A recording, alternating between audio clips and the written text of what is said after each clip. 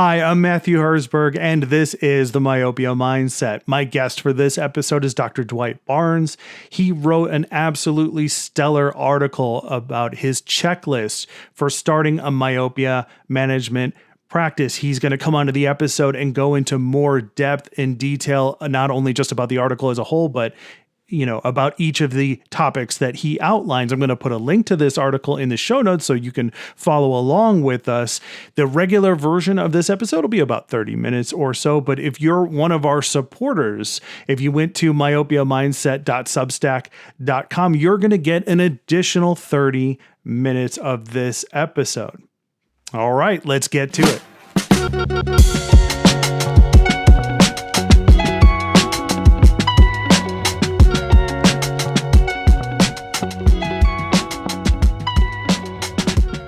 All right, welcome back to the Myopia Mindset. This is a podcast where myopia matters, but what also matters is the mindset, the frame of mind, what's in the head of those experts, those orthokeratologists that are doing myopia management every day and doing it at the top of their game.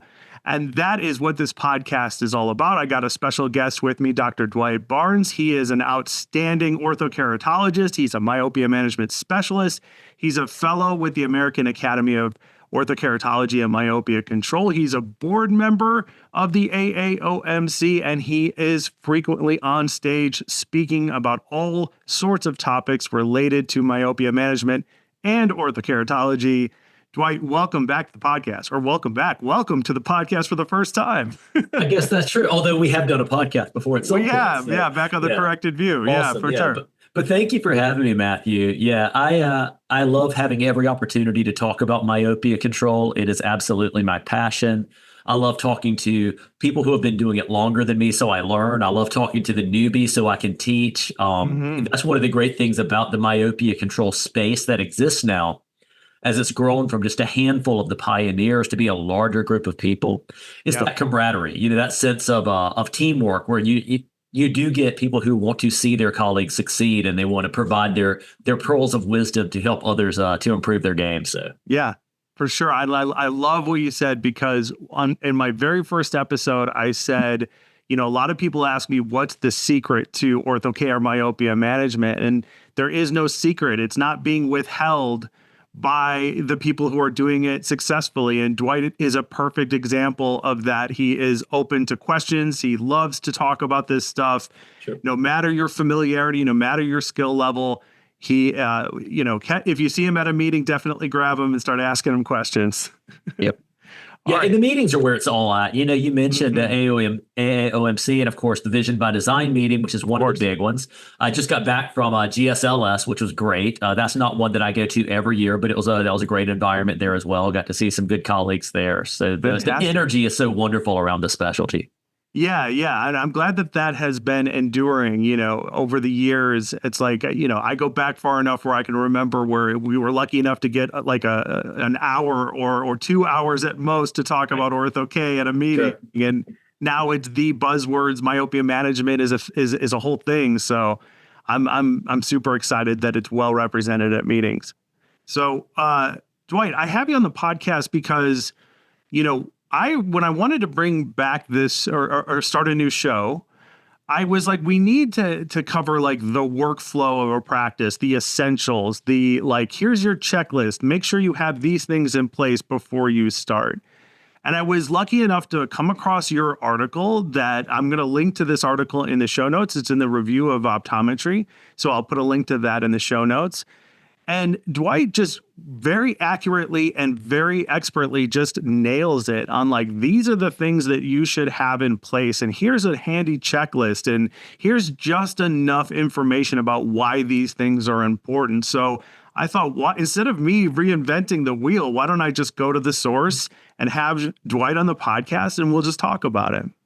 Cool. And I really loved writing that article. I was approached by the publishers from Review of Optometry with the idea to write an article. And as we started talking about an article that would help someone get started, or maybe someone who has started, but they haven't gained traction yet, they haven't really learned to kind of make this thing explode. what could help them out. And eventually the concept came around of doing it like a checklist. And I think that's fantastic because I use checklists in my life and I use them in my practice. There's a book called The Checklist Manifesto, and basically it details, when you have complicated things where accuracy and detail is important. An example is like a plane's getting ready to take off. Right. Well, they don't take off until they run down this checklist, and it's the things that they've done hundreds of times, but they check every last one off to make sure that plane is ready to get to its destination safely and keep everyone on board comfortable and safe. And it's the same thing if it's important. You make it a priority and create an organization about it. So an example of how we use checklists in our office is we're electronic records like everyone is these days. But there is a sheet of paper, and this could be a laminated sheet you use over and over, or it could be an actual sheet, and it follows the patient around with their information. It has everything that we know that our technicians need to do. It has all the information that needs to be gathered. It has the things that we as doctors need to do. And by the time it gets around to the optical or to the person at the front desk who's checking them out, we've put things on there that are important for that patient, and it might be from the optical side, unrelated to myopia management, that this person, needs a separate pair of sunglasses. And we want to make sure that that's talked about. So we've mentioned it in the exam room.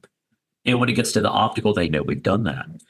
If it's for orthokeratology, right, this is when they need to have their follow-up appointment. And so if I don't make that verbally clear, it's there in writing. And that's important that it happens. Follow-ups matter. So we make sure it happens. And so the idea of structuring this information as a checklist, I think it simplifies a complex topic. I think it makes it less intimidating for someone. Yeah, I love everything that you said. And I would also add, it sounds very empowering to have that in place, because it isn't just you, the doctor, it's also your key staff members that are involved in your myopia management program. And you are taking something, and I've been in practices where they have not really nailed these things down. And I'm looking at them going like, why didn't you figure this out ahead of time? And they just didn't. And it's like having a way to make a simple and effective checklist that empowers you and your staff, I think is absolutely brilliant. Sure. So let's go through it, because, we're not going to repeat the entire article. That's why I put a link to it, because it's a great article. Joe, go check it out. Go read it.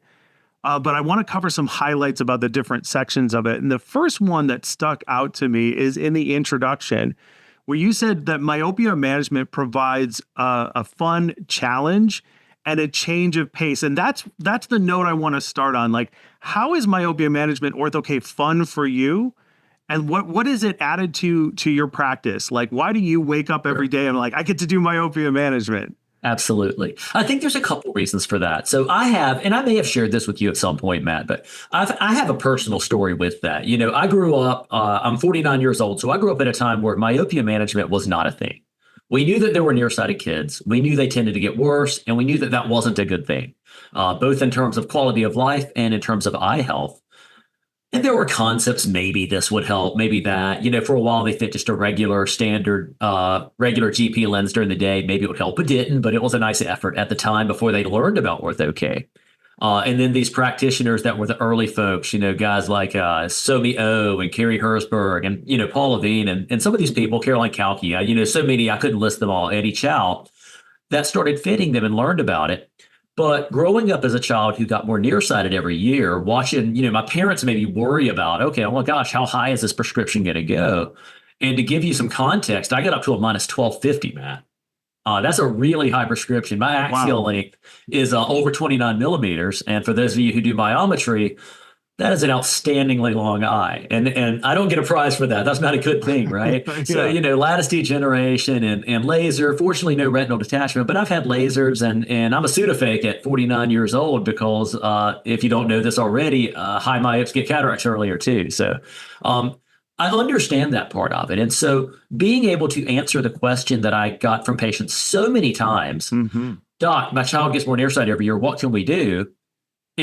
It's like a light bulb going off when you realize the answer doesn't have to be, sorry, that's just what kids do. And I answered it that way. Most docs who do myopia management, who have been doing optometry for a while, have answered the question that way, because until you learn more about it, you don't have an option for them. You don't have a solution. So it's a very unsatisfactory answer to give.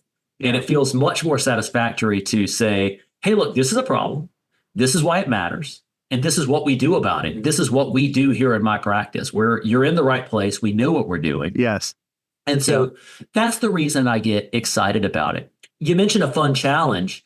I think that's because you can get as invested into it as you want to. One of the points I made further down in the article is getting low-hanging fruit. You've never fit an ortho-K lens. You really want to fit one.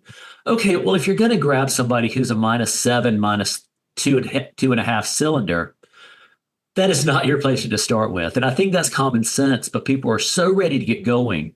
They want to grab whatever patient comes in, and you can get there. If you dream it, you can do it with ortho-K to for the most part, unless there's something, a physical, a pathology holding you back, or a non-compliant patient.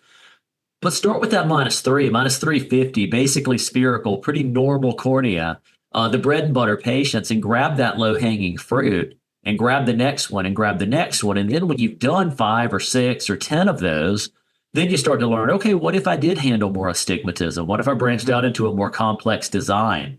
How much myopia could I theoretically correct overnight? Yeah. And that's where it gets fun, because you challenge yourself at the pace with which you can handle taking on another challenge. Yeah, and I've heard so many stories of docs who their first ortho-K case was one you were describing that was like not impossible, but just a bit out of reach, Right. And it's like, don't make this harder on yourself than it has to be. Like, that is an easy way to spin out, because this is so new. Ortho-K specifically has rabbit holes within rabbit holes within rabbit holes. There's so much creative troubleshooting you have to do. So, like, don't make this harder for yourself than it has to be. I love it. Absolutely. I love it. So the very first point that you make is about equipment needed, and we're talking about topographers and axial length. And I thought this was interesting, because I don't disagree with you that this is the first thing, but I was wondering why this instead of acquiring knowledge, which was the next thing on the list. Like acquiring knowledge meaning like get educated, take classes, go to Vision by Design, for instance. So why start with a topographer? Well, I think there's a few reasons there, and I don't think it's so much that it's wrong to acquire the knowledge first. Maybe it depends a little on how you're wired in terms of your learning capability. It's hard to put where to acquire knowledge anywhere in that article, because it's a continuous thing. I mean, there's a reason why you go to Vision by Design and you see people who, for lack of a better word, invented orthokeratology. And they're not just giving lectures, they're listening to lectures, because there's always more to learn. So to me, yes, you need to get the basics somewhere. You have to don't start with the most advanced course you can find, because they're going to be talking about troubleshooting. Again, those cases, like I mentioned, the -7 cases that are in those advanced lectures, you need to start with that low-hanging fruit. But once you get the basics, then you want to layer on top of that. You want to learn about, okay, now I know how to design an ortho-K lens. How do I make it more optimized for myopia management so I get a better result for my patient? And then you layer on top of that, what if I have a limbus to limbus high corneal cylinder? What do I do to try to fit that? So it's an ongoing, never-ending learning process. And even when you think you've learned a lot, a new technology comes out. Somebody does a study and you're just like, wait, that contradicts everything I know. I have to learn about that now as well. Yeah. Yeah, that's a great point. And also, like, if you do start with the topographer, you're ready. Getting this equipment is making a significant investment. I can remember a time where, there were docs out there who were like, oh, you can do ortho-K without a topographer. And I was like, no, you shouldn't. Right, exactly. Well, if you're lucky enough that your first lens works, and you never end up having to troubleshoot that patient ever, and I guess there are patients like that, theoretically, could you? Yes, but you'll never build any volume. You'll never build any real expertise on it. Another reason I think is talking about doing the learning aspect, gaining the knowledge in stages. The very, very initial stages can be incredibly quick. You pick a design, and there's so many, and they're all great in their own way. And you pick one, hopefully one that has a quicker learning curve. You gain the knowledge on that by going through their certification. At that point, you're not an expert. You don't have all the pieces in place, like your fee structures and exactly how you're going to schedule them, but you know the basics of how to fit that one design. That process can be an hour or two.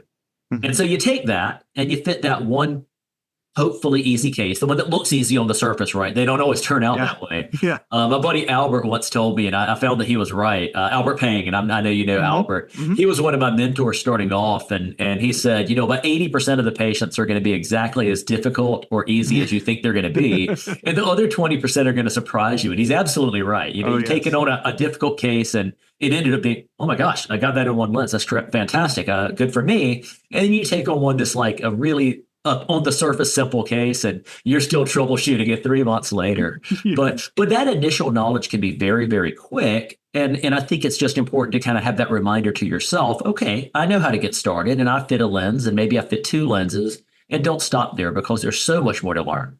Right. Right. And now that like the topographer, it's like undisputed that it's, Right. the standard of care. And now we're looking at axial length and measuring that. And the future of the standard of care involves axial length as well. So are you taking topography captures and doing axial length on every single pediatric patient that's coming through your door?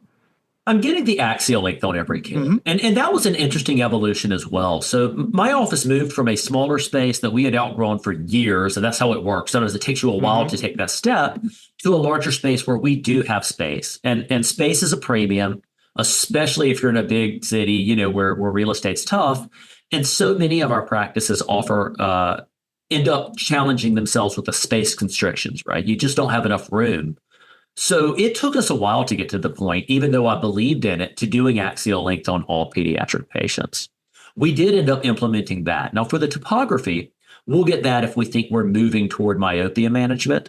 Mhm. And even if we're starting with a soft lens, for example, that doesn't require it, I like getting the baseline topographies. They might change their mind down the road. It's nice to be able to just quickly glance at the topography and say, oh, okay, I think he is a good candidate. Let's move forward. Right. But it gives you, at first, I was getting those measurements only on patients who were actively under a management program. But it's a wonderful piece of patient education.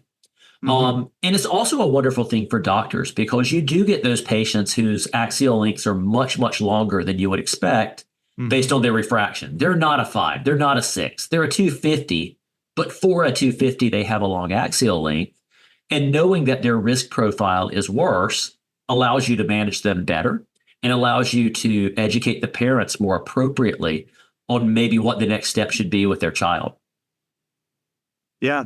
Yeah. And, when you measure axial length, you have the data right there. Mhm. So that even if that parent is not, because like at Herzberg Optical, the practice I grew up in, we worked on patients on Sure. average and their parents for 5 years before we Right. saw any sort of turnaround. Sure. Right. And if we had had axial length back then, like what a great tool to be able to show the parent, like, hey, I said I'd see you back in a couple of months or 6 months or whatever the case may be. And this is how things have progressed. And I have an actual piece of data to show you to back up what I was saying before. And I think the other great thing about that is the patient education aspect once they've started in an orthokeratology treatment. Mhm. Because before axial length, really, we knew we were slowing progression. But if you asked us how much did we slow it, it's murky. And you Right. don't want to give murky answers to parents, but you have the information you have, and that's it. And you can look and say, okay, well, the back vertex power of the lens is this, and it's remained stable. Has our over refraction changed? Absolutely, that gives you information, but it's less tangible. It's a very Yeah. abstract concept to parents, and it's clearly not as accurate either. So when you can take this patient, and let's say they started with you, they're 11 years old, and they started with an axial length of 24.75. And of course, it's going to increase some over time, but you're slowing that increase in axial length to the point that it's actually elongating slower than their non-myopic peers. So when you plot that and you've had them in the program for 4 years, you actually see a decrease in the percentile. And with the software available now, and we use one of these devices in our clinic, so we can pull it right up in the exam room, it shortens the conversation because data is powerful. Yes. And where I live, we have a very educated, very proactive parent base. So they understand data anyway.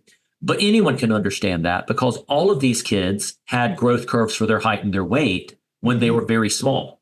even head circumference they put on a growth curve. So parents are already used to looking at that data. And when they're 11-year-old, sure, they may not have looked at that data in years, but they do understand it. And there's no more powerful way to show the impact that has been had on this child's life by saying, okay, they were in the 78th percentile and now they're in the 74th percentile. That's not good control. That is great control. Yeah. This is an overwhelming success.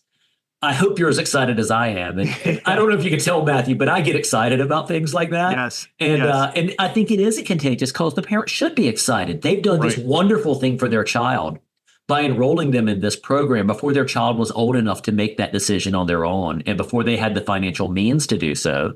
And they've set their child on the course for having a healthier eye throughout their entire life. That's all parents want. They want to give their kids the best life they can. Yeah. Yeah. And we should never discount that fact. You know, in the myopia industry, we should always take it upon ourselves to present this information to parents, you know, because a lot of new to myopia management docs are very squeamish about like talking about what they do, talking about it again the next time they see them. Sure. And it's like you owe it to that parent that if this is something that you're going to do, like I'm the kind of person that says not everybody should do myopia management if you're an optometrist. Sure. There's plenty of other specialties out there. There's plenty of other ways to serve your patients. But if you are going to be into myopia management, like you owe it to that parent to let them know what's going on.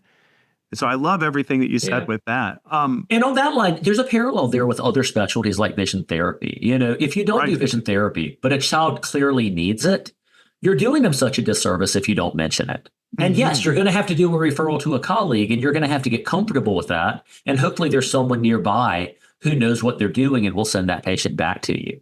Right. Optometry historically has done a very poor job of referring to other optometrists. And there's so many opportunities. Almost no office does everything. Maybe you do vision therapy and myopia management, but you don't do low vision. Maybe you do dry eye management and you do myopia management, but you don't do vision therapy. So we should be utilizing each other. If it's in the patient's best interest, they need to hear it from their primary care optometrist. And then they can take that information. And if you don't offer that specialty, they can go elsewhere. Right. Yes. And it's really plagued optometry for the longest time. And it's always seemed like I get the fundamental fear of like losing a patient, but you know, there's a greater need here in your patient's health. Like you are a healthcare giver, like you provide care for your patients. So I love everything you said. Sure. In the article, you mentioned that when you started out with equipment, you had a used topographer and it wasn't the most up-to-date piece of technology.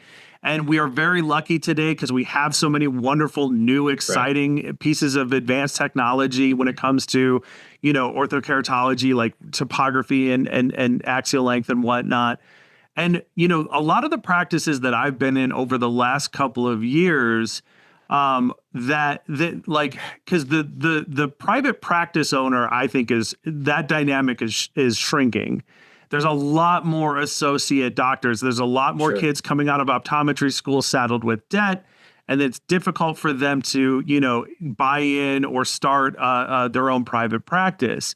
So a lot of the docs that I've worked with over the last couple of years were associates.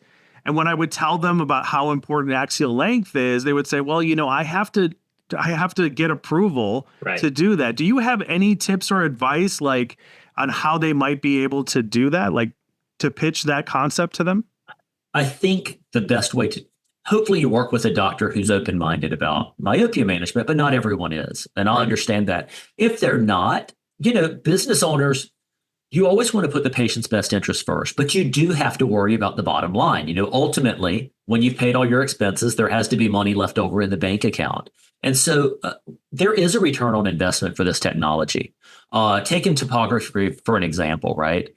If you can fit orthokeratology, that does drive revenue. It helps patients and drives revenue. It's a win-win. This is the scleral lens podcast, but the same thing. Scleral lenses can drive revenue. You need a topographer for that as well. And so it's the same thing with axial length. You need to be able to put together a proposal that says, hey, we're converting X number of patients or X percentage of patients who would benefit from this technology. If we presented axial length data to every patient who needed that data presented, who every patient who's myopic or trended toward myopia, how much would that potentially change our conversion rate?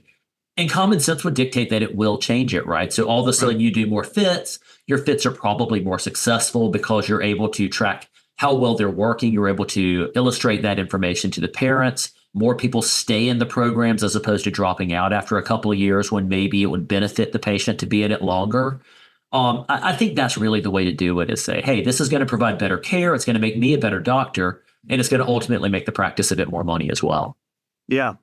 Yeah, definitely position that long-term approach. Like when I was the executive director for the AAOMC back in the early days, when I would go to conferences and I would talk with associate doctors who would say, well, I don't think the practice owner is going to be that interested in bringing in Ortho-K at the time. What can I do? And I said, well, establish that you're going to be bringing in a completely new revenue stream into that practice. And it's a revenue stream that is untouchable by like the online glasses and contacts element. Right. And it creates a sense of ultimate loyalty with your patients. Like if you've got Dr. Barnes as your optometrist and he's super excited that you've made progress and he's invested in your child, like you love him, you love the practice, your family's going to be going to see him, for a long time. Like it builds that kind of patient loyalty.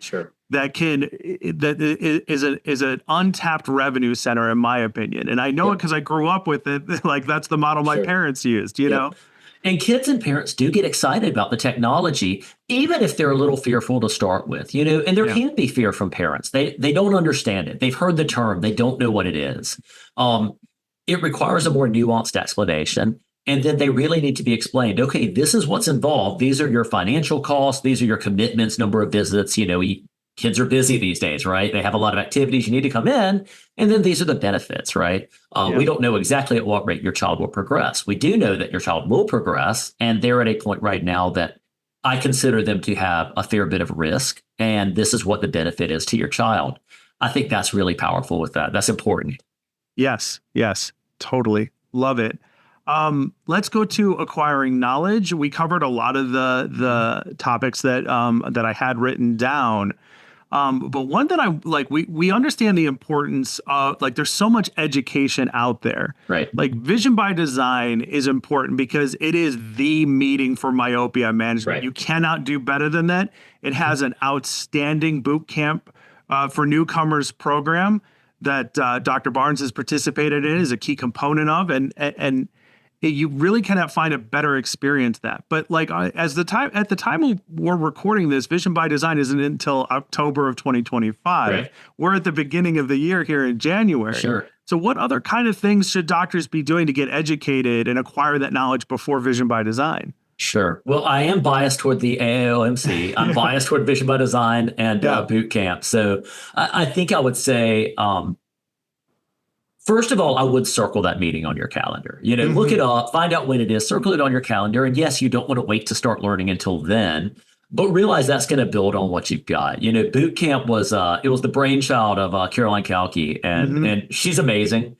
She's still involved with it. She has entrusted me to also be involved and kind of share that responsibility. And I love that she's trusted me to not screw up her ideas. So I do participate heavily in that. And I love that we have so many great speakers that we bring in.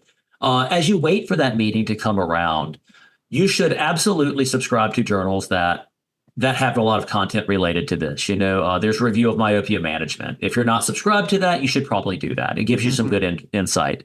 There are websites with great information. There's Myopia Profile by the Kate Gifford and Paul Gifford. Gifford. Wonderful website, and they're really smart, and they do a good job with that. There's the AAOMC website. Membership is not expensive. One of the benefits of that I think is overlooked is a lot of organizations have like a Google group with an email chain, but many of them are underused. There's not a lot of traffic. Somebody asks a question, maybe they get one response. You'll get someone ask a question, and it will be a very healthy and friendly debate, right? People have differing opinions. They are respectful about it.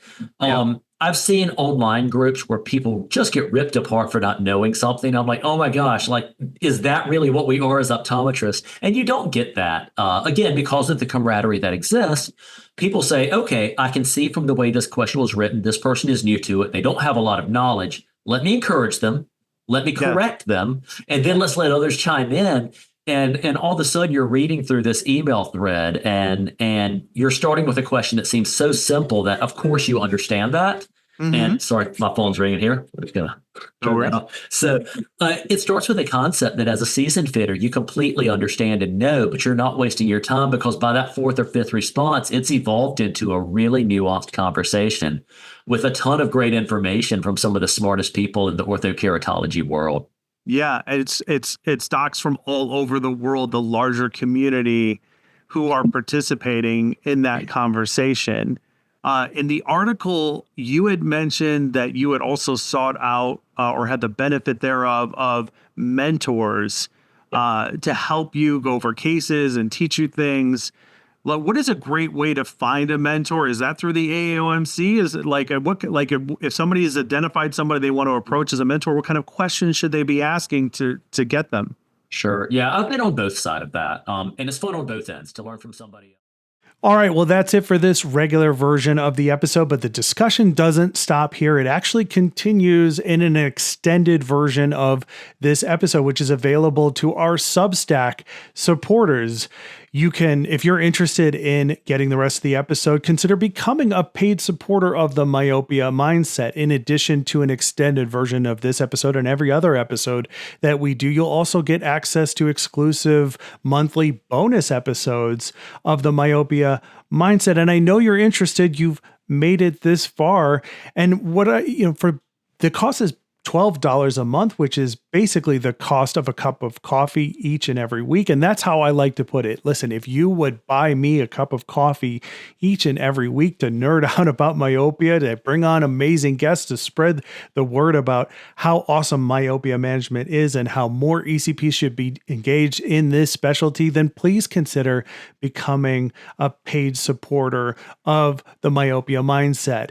You can do so on our Substack, myopiamindset.substack.com is how you do that. Thank you so much for your consideration. I'll see you at the next one.